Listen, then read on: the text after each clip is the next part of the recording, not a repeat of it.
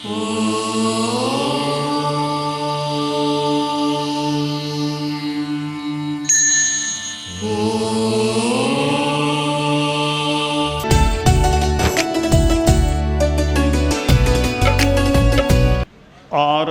वाङ्मय में कहा गया है, नाणेन जान ई भावे। ज्ञान से आदमी भावों को, पदार्थों को, अवस्थाओं को जान लेता है। उत्तरजयनानी में कहा गया, नाणम च दंसनम चेव चरितम च तवोतः एस मग्गोत्ति पन्नत्तो जिणे हिंबर दंशिहु। ज्ञान, दर्शन, चारित्र और तप यह मार्ग है। तो मोक्ष मार्ग का एक अवयव है ज्ञान करना।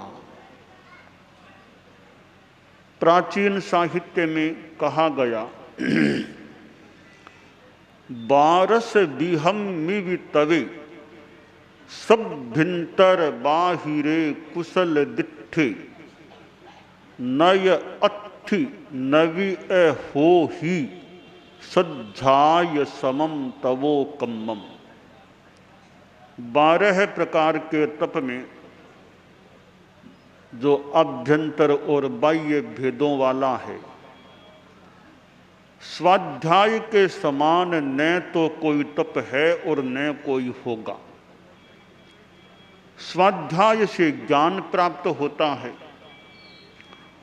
और ज्ञान साधना के लिए, कोई भी कार्य करने के लिए अपेक्षित होता है।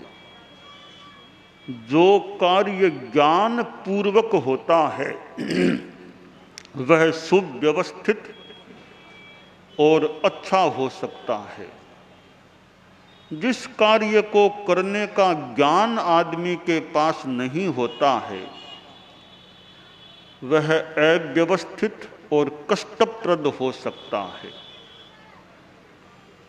डॉक्टर को ज्ञान है कि क्या दवा बताना, कैसे ऑपरेशन करना, कैसे जांच करना, तो डॉक्टर अपने कार्य में सफल हो सकता है। जिसको ज्ञान ही नहीं है दवा के बारे में, ऑपरेशन के बारे में, चिकित्सा के बारे में, वह व्यक्ति कितना क्या स्वास्थ्य लाभ रोगी को दे सकेगा।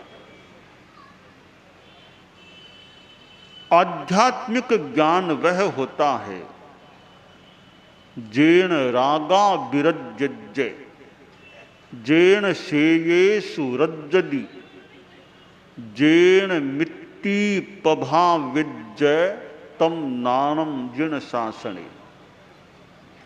वह ज्ञान आध्यात्मिक ज्ञान है जिससे आदमी राग से वैराग्य की ओर आगे बढ़े। वह ज्ञान है, आध्यात्मिक ज्ञान है, जिसे प्राप्त कर आदमी श्रेयों में, कल्याणों में अनुरक्त हो जाता है। और वह ज्ञान आध्यात्मिक ज्ञान है जिस ज्ञान से आदमी की चेतना मैत्री से प्रभावित हो जाए, सुवासित हो जाए। जेन तत्वम विबुध्यज्य, वह ज्ञान आध्यात्मिक ज्ञान है जिसे प्राप्त कर आदमी तत्व का बोध प्राप्त कर लेता है। अध्यात्म की साधना में भी ज्ञान का बहुत महत्व होता है। परम पूज्य गुरुदेव तुलसी एक बार विराजमान थे। पश्चिम रात्रि का समय, साधु सभा जुड़ी हुई थी और गुरुदेव ने संभवतः फरमाया कि साधुओं, तुम लोग तत्वज्ञान में आगे बढ़ो, तत्वज्ञान का विकास करो। गुरुदेव ने फरमाया कि देखो, हम लोग सदा नहीं रहेंगे, तुम लोगों को तैयार होना चाहिए। अपना ज्ञान अपना होता है। परम पूज्य आचार्य महाप्रज्ञ जी ने कितना अध्ययन और अध्यापन किया था। दूसरों के ज्ञान के भरोसे सदा नहीं रहना चाहिए, अपनी समर्थता बढ़नी चाहिए। बच्चा एकदम छोटा है तब तक तो मान ले अंगुली पकड़ करके भी चले, गोदी में भी उसको बिठाया जाए। बड़ा हो जाए 8 बरस का, 9 बरस का, फिर भी वह गोदी में ही बैठना चाहे, फिर भी वह अंगुली पकड़ के ही चलना चाहे, ये अच्छा नहीं। बड़ा हो गया, अब तो खुद में चलने की सामर्थ्य आ जानी चाहिए। इसी प्रकार आदमी का खुद का ज्ञान विकसित होना चाहिए, पुष्ट होना चाहिए। एक छोटा सा कथानक आता है, मैं अपनी शैली में प्रस्तुत करना चाहूँगा। एक ब्राह्मण था, प्रौढ़ अवस्था में,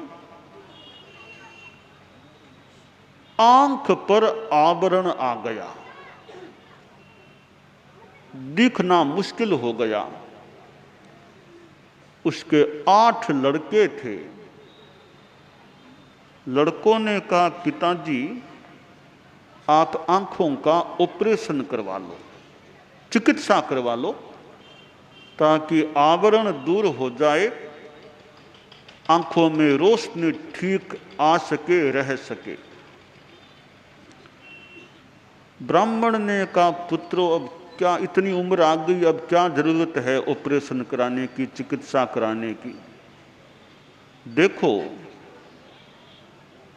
तुम 8 मेरे पुत्र हो, तुम्हारी आंखें कितनी हैं? 16।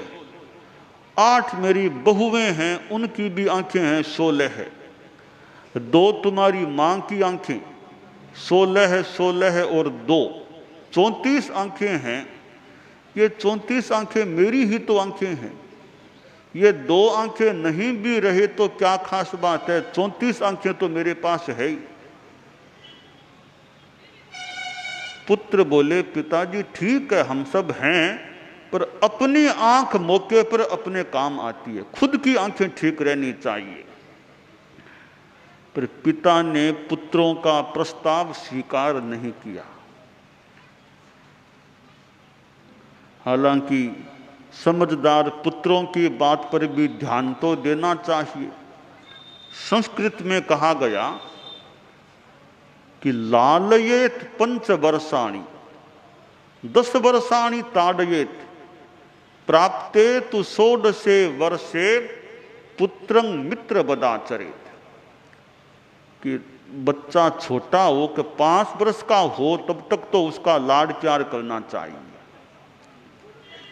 फिर 6 से 15 वर्षों तक थोड़ी ताड़ना भी उसको देनी चाहिए यथा अपेक्षा। जब लड़का 16वें वर्ष में प्रवेश कर जाए, फिर पिता पुत्र को मित्र की तरह मान ले, उससे यदा कदा मित्र की तरह सलाह भी लेने का प्रयास करे। उस प्रौढ़ ब्राह्मण ने पुत्रों की बात नहीं मानी। पुत्रों ने भी फिर ज्यादा आग्रह नहीं किया कि इनका मन नहीं है तो फिर क्यों ज्यादा प्रेस करें हम। एक दिन की बात, 8 लड़के तो कोई काम से बाहर गए हुए थे। कोई त्योहार का दिन था तो बहुएं सारी अपने अपने पीहर चली गई। अब पीछे वह ब्राह्मण और ब्राह्मणी, ये 2 ही रहे। बूढ़ा यानी वो प्रौढ़ थे, दोनों 2 ही घर में रहे। और क्या कोई कारण बना, घर में आग लग गई। आग लगी तो ब्राह्मणी ने सोचा कीमती सामान को संभालूं। जो आभूषण आदि आदि कीमती सामान था उसको इकट्ठा करके वह तो घर से बाहर चली गई। और ये ब्राह्मण था, इसकी बिल्कुल भी रोशनी आंखों में नहीं रही थी, अंधा हो गया था। अब यह तो पता चल गया कि आग का ताप आ रहा है, पर आंखें नहीं होने से बाहर निकलना मुश्किल हो गया। थोड़ा प्रयास भी किया पर निकल नहीं सका। आखिर आग की चपेट में आ गया, लपटों की चपेट में आ गया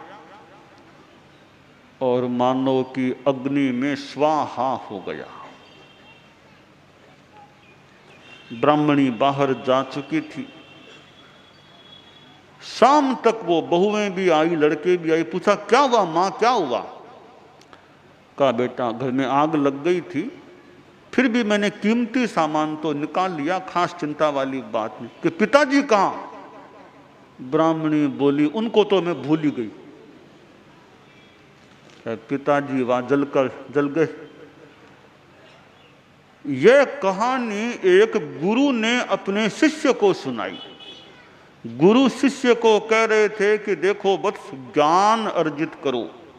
शिष्य बोला किंग मिध्ययने ने, मुझे क्या मतलब अध्ययन से? आप जैसे ज्ञानी गुरु प्राप्त हैं, कोई बात पूछनी होगी, जाननी होगी तो आपसे पूछ लूंगा, जान लूंगा। मुझे क्या जरूरत है इतना शास्त्रों को टटोलने की, पढ़ने की?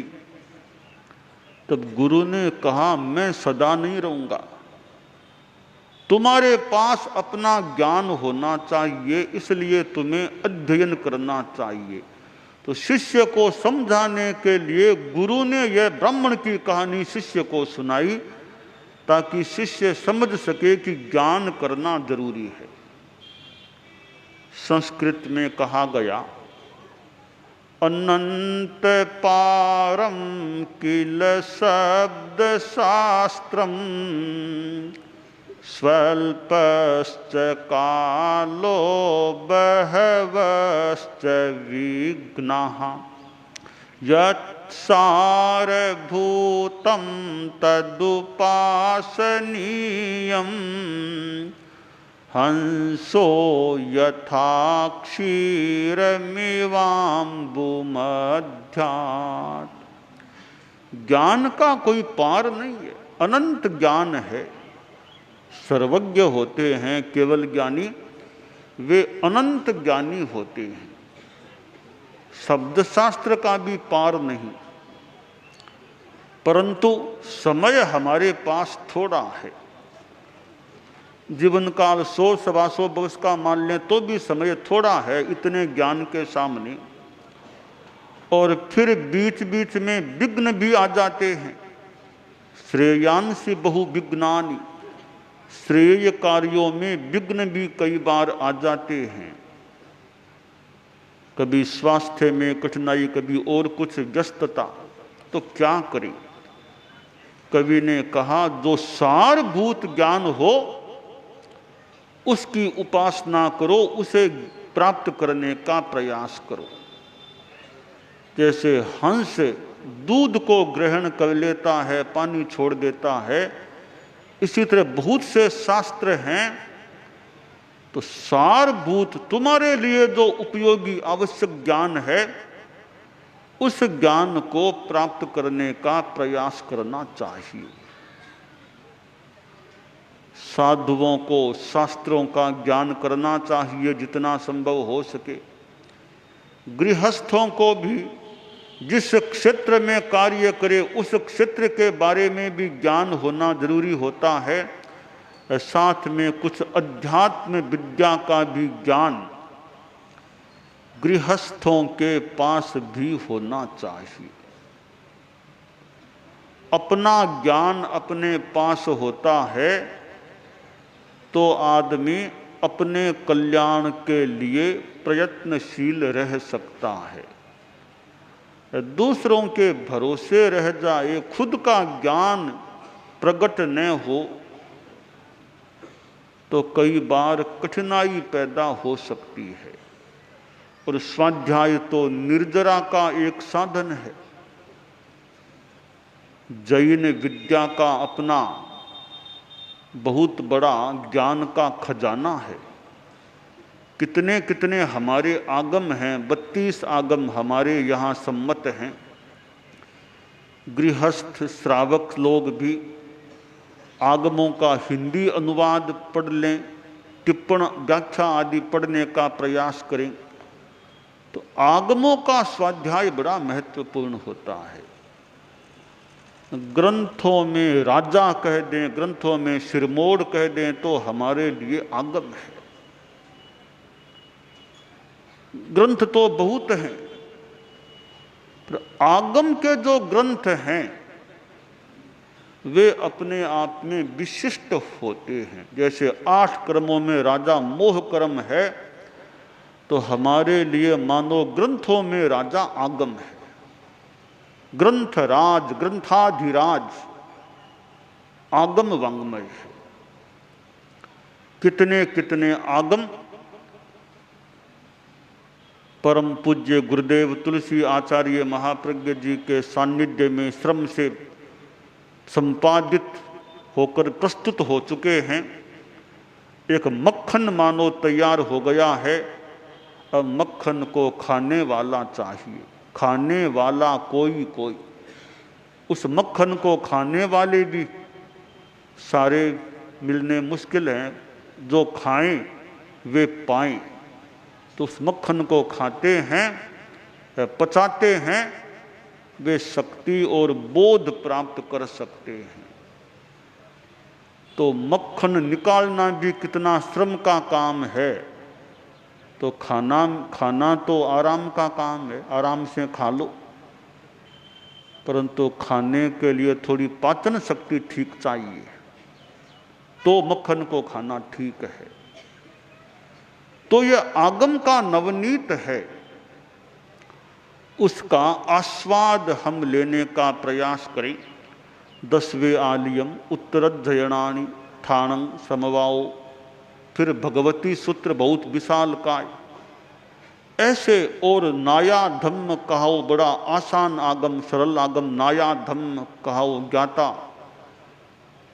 ऐसे ज्ञाता धर्म कथा जैसे आगम हैं।